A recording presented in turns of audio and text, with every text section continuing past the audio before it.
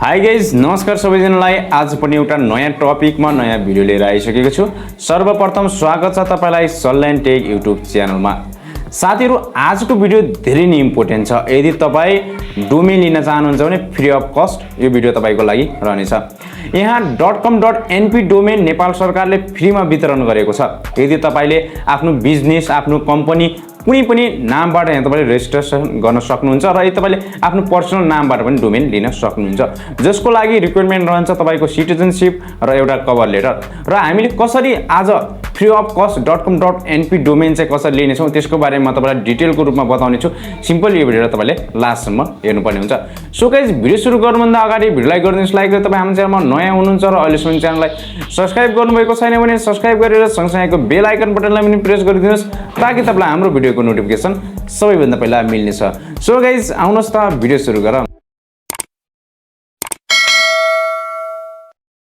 So guys, म आफ्नो स्क्रिनमा आइसकेको छु। यहाँ तपाईले देख्न सक्नुहुन्छ .com.np रजिस्टरको साइटमा छौं हामी। यसबाट हामीले फ्री डोमेन लिन सक्ने छौं, जस्तै आफ्नो नामबाट डोमेन लिन सक्ने छौं, कुनै कम्पनीको कुनै बिजनेसको डोमेन फ्री तरिकाले लिन सक्ने छौं।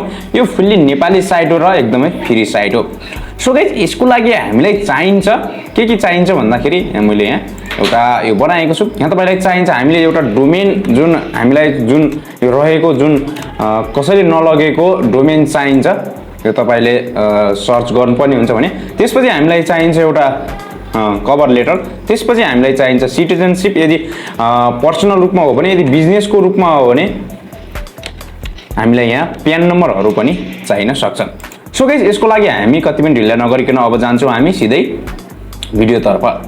सो गाइस, यहाँ हामी जान्छौँ .com.np डोमेन। यहाँ हामीले चेक गर्नेछौँ आलम अली .com.np डोमेन छ कि नै भनेर हामीले यो सर्च गर्नेछौँ। त्यसपछि यो रहेको छैन, त्यसपछि हामीले अर्को जानेछौँ आलम अली मिया भनेर यो नामको हो साथीहरु। यसलाई हामीले सर्च गर्नेछौँ। यदि यो भएछ भने हामीले यसलाई लेख्छौँ। सो गाइस, यहाँ तपाईले देख्न सक्नुहुन्छ आलम अली मियाको हामीले डोमेन एभाइलेबल रहिसकेको छ। त्यसपछि हामी रजिस्टर नाउमा क्लिक गर्नुपर्ने हुन्छ। रजिस्टर नाउमा क्लिक गरिसकेपछि यहाँ तपाईले देख्न सक्नुहुन्छ नेम सर्भर। नेम सर्भर भनेको के हो त साथीहरु? नेम सर्भर भनेको यो डोमेन तपाई कुन होस्टिङमा होस्ट गर्न चाहनुहुन्छ र होस्ट गर्दै हुनुहुन्छ त्यसको नेम सर्भर चाहिन्छ। जस्तै यहाँ तपाईले बबाल होस्टको होस्टिङ लिनु भएको छ, यहाँ बबाल होस्टको नेम सर्भर राख्नु होला। यदि तपाई साइड कन्ट्रीको यहाँ तपाईले होस्टिङ लिँदै हुनुहुन्छ भने यहाँ तपाईले साइड कन्ट्रीको नेम सर्भरहरू राख्न सक्नुहुन्छ। र साइड कन्ट्रीले गाइज मन्थली $3 मा यहाँ तपाईले होस्टिङ प्रयोग गर्न सक्नुहुन्छ। यहाँ तपाईले 1 वर्षको पेमेन्ट नगरेर मन्थली रूपमा पेमेन्ट गर्न सक्नुहुन्छ। एकदमै यो राम्रो कुरा हो। र यदि तपाई साइड कन्ट्रीबाट होस्टिङ लिन चाहनुहुन्छ भने यहाँ तपाईले इजिली साइड कन्ट्रीबाट लिन सक्नुहुन्छ र यसको लिंक मैले भिडियोको डिस्क्रिप्सनमा राखिदिने छु। सो साथीहरु, अब जाउँ भिडियोतर्फ। र हामीले नेम सर्भर पनि यहाँ कपी गरेर राखिसकेको छु र नेम सर्भर मैले कपी टु पेस्ट गर्ने छु। सिम्पली नेम सर्भर 1 मा यो राख्यो भने नेम सर्भर 2 मा हामीले अर्को नेम सर्भर राख्ने छौं। त्यसपछि आउँछ कुरा अब यहाँ एडमिनिस्ट्रेटर कन्ट्याक्ट अस। यहाँ हामीले एडमिनिस्ट्रेटर कन्ट्याक्टमा जुन नामबाट राख्दै छौं त्यो नाम राख्नुपर्ने हुन्छ। यदि कम्पनीको कुनै बिजनेसको लिँदै हुनुहुन्छ भने बिजनेस रजिस्टरको नाम राख्नुपर्ने हुन्छ। सिम्पली मैले यहाँ मेरो साथीको नाम राख्ने छु किनकि मैले साथीको नामबाट मैले डोमेन रजिस्टर गर्दै छु। सो गाइस, अर्गनाइजेसन नेम यदि तपाईको संस्थाको कुनै नेम छ, एउटा बिजनेस नेम छ भने राख्न सक्नुहुन्छ। र त्यसपछि हाम्रो लुम्बिनी प्रदेश हाम्रो प्रदेश रहेको छ कर्णाली प्रदेश, त्यसपछि सिटी रहेको छ श्रीनगर। त्यसपछि यहाँ तपाईले आफ्नो विवरण यहाँ तपाईको विवरणहरू यहाँ तपाईले भर्नुपर्ने हुन्छ। सिम्पली यसरी नै तपाईले आफ्नो ठेगाना भर्न सक्नुहुनेछ। सो गाइस, मैले यहाँ आफ्नो फटाफट ठेगाना भर्दिन्छु।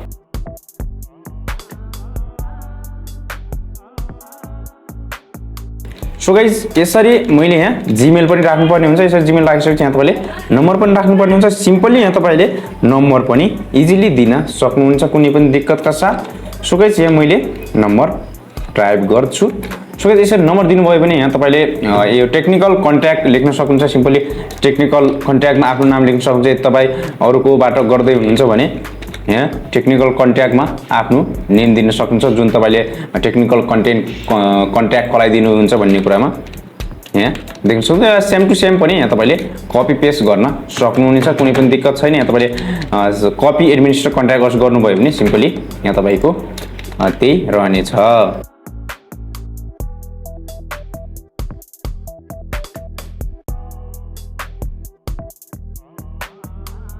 सेभ एन्ड कन्टिन्यूमा क्लिक गर्नुहोस् यदि तपाईको यो फर्म फिलअप भइसकेको छ भने। त्यसपछि अर्को स्टेपमा आउँछ डकुमेन्ट सबमिट अप्सन। यहाँ तपाईले डकुमेन्ट सबमिट गर्नुपर्ने हुन्छ र हामीलाई डकुमेन्ट रिक्वायर्ड डकुमेन्ट रहेको छ। यदि बिजनेसको लागि हो भने यहाँ तपाईले देख्न सक्नुहुन्छ कपी टु कम्पनी रजिस्टर रहेको छ। यस्तो प्रकारको कम्पनी रजिस्टर दिनुपर्छ भने यहाँ तपाईले पर्सनलको लागि सिटिजनशिप आफ्नो नागरिकताको फोटोकपी र एउटा कभर लेटर भन्छ त्यसलाई यहाँ राख्नुपर्ने हुन्छ।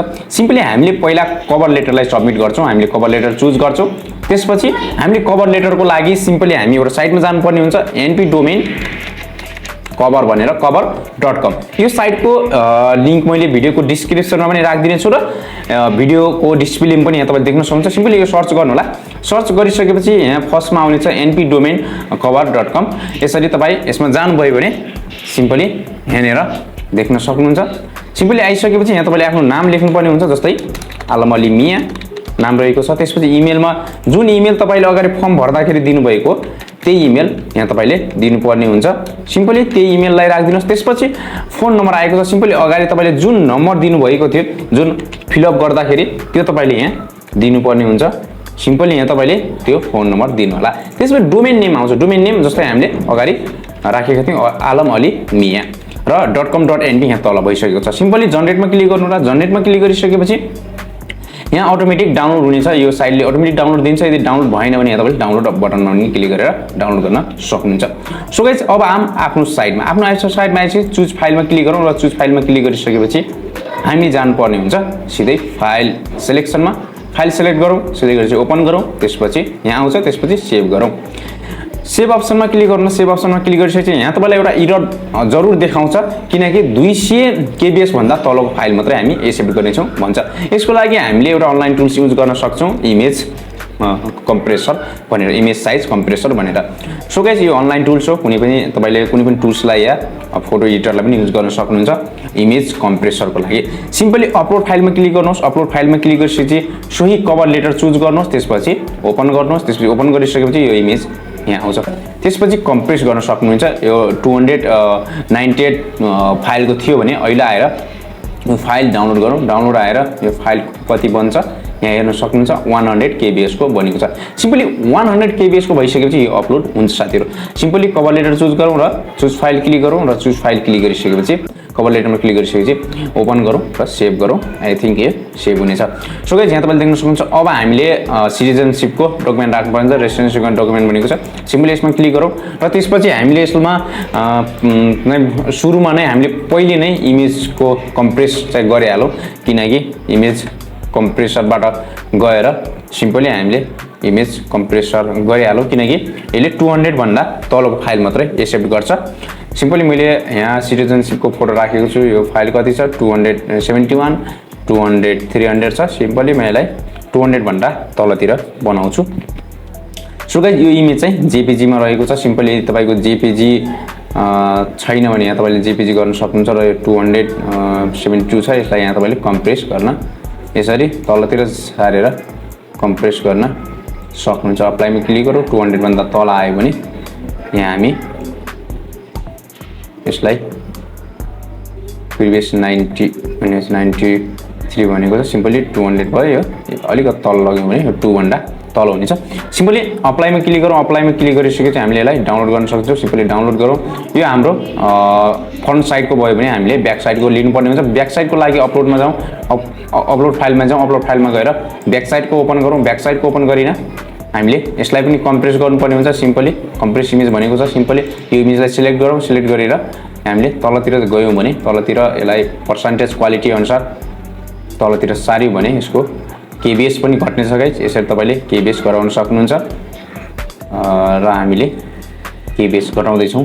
190 भयो र अप्लाई गर्यौँ। अप्लाई गरिसकेपछि यो अप्लाई हुन्छ। डाउनलोड गरौँ। डाउनलोड भइसकेपछि यो डाउनलोड हुन्छ। सो गाइस अब हामी एनपी डोमेनमा। सो गाइस यहाँ हामीले चुज फाइलमा क्लिक गरौँ। चुज फाइलमा क्लिक गरिसकेपछि हामीलाई यहाँ फाइल दिन्छ। यो फ्रन्ट साइजको हामीले ओपन गरौँ। फ्रन्ट साइडको ओपन गरेर सेभ गरौँ। यो फ्रन्ट साइजको पनि यहाँनिर आउँछ। त्यसपछि आइसकेपछि फेरि हामीले सिटिजनशिपलाई चुज गरौँ किनकि हामीले ब्याक साइडको राख्नु छ र ओपन फाइल गरौँ। ओपन फाइल गरेर यो गरौँ र त्यसपछि ओपन गरौँ र त्यसपछि सेभमा क्लिक गरौँ।